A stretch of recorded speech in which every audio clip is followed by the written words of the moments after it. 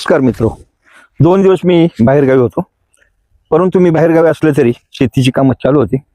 आता plot number मी थोडे change करून सांगणार आहे तुम्हाला. सोलापूर लालमध्ये 2 प्लॉट आहेत, 1 आणि 2, आणि भव्यामध्ये हे 32 एकरमध्ये 3 प्लॉट. मी नेहमी म्हणायचो 5 प्लॉट, पण आता ते काय होतं, ते वेगळी व्हरायटी, ही वेगळी व्हरायटी, दोन्हीचं मेंटेनन्स वेगळं ठेवलं थोडं. मग काय केलं, हे 3 दिवसामध्ये ह्याला शेणखत भरून घेतले. तुम्हाला म्हटल्याप्रमाणे 2 टोपली इकडून, 2 टोपली तिकडून. त्याच्यावर दाणेदार, तिकडे पावडर फॉर्म शिल्लक होतून पावडर फॉर्म वापरलं, दाणेदार वापरला काही, पावडर फॉर्म वापरला काही फरक पडणार नाही त्याच्यामध्ये.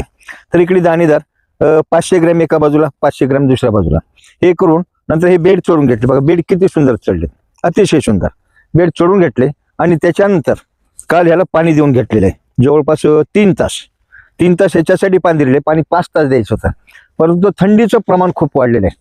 थंडीमुळं आधीच आकसपणा येतो त्याच्यामुळे, आणि जास्त पाणी होऊन थंडी जास्त निर्माण होणे म्हणून 3 तास पाणी, याच्यानंतर 2 तास पाणी.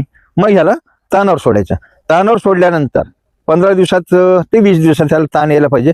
काडी अतिशय छान झाली, त्या फवारणीचा एकदम बेनिफिट झाले. बघ काडी इतकी सुपर काडी झाली. एक 8 दिवसापूर्वी आपण फवारणी घेतली होती त्या हिशोबानं.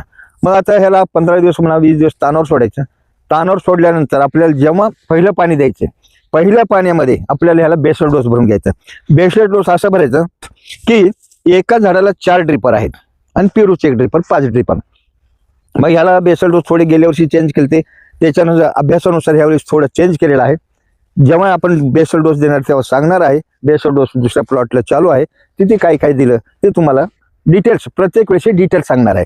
मग आता इथून पुढे प्लॉट नंबर 1 मध्ये काय काय केलं तुमच्याकडे आज ह्या मित्राला ह्या स्टेजला असेल, त्या हिशोबाने फक्त व्हिडिओ बघणे आणि कार्यवाही करणे, तुम्हाला कुठल्याही सल्ल्याची गरज पडणार नाही. नमस्कार.